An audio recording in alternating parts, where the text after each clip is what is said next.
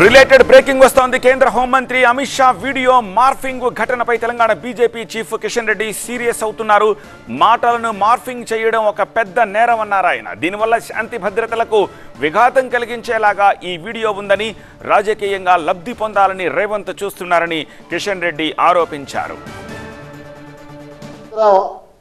ప్రభుత్వానికి సంబంధించినటువంటి home minister మాట్లాడినటువంటి మాటలను మార్ఫింగ్ చేయడం అంటే అది సామాన్య విషయం కాదు, చాలా సీరియస్ విషయం.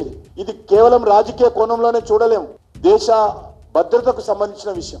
దేశంలో బడుగు బలైన వర్గాల ప్రజల్లో ఒక ఉద్రిక్తలు రెచ్చగొట్టేటువంటి ప్రయత్నం, మీ యొక్క రిజర్వేషన్స్ పోతాయని రెచ్చగొట్టి శాంతి భద్రతలకు భంగం కలిగించేటువంటి ప్రయత్నం రేవంత్ రెడ్డి కుట్ర చేశాడు. కానీ అదృష్టవశాత్తు రేవంత్ రెడ్డి మాటలను ప్రజలు నమ్మరు కాబట్టి, చాలా ఈజీగా తీసేస్తున్నారు కాబట్టి, ఆయనను ఒక జోకర్ కింద చూస్తున్నారు కాబట్టి ఈరోజు ప్రజలు ఏమాత్రం పట్టించుకోవడం లేదు.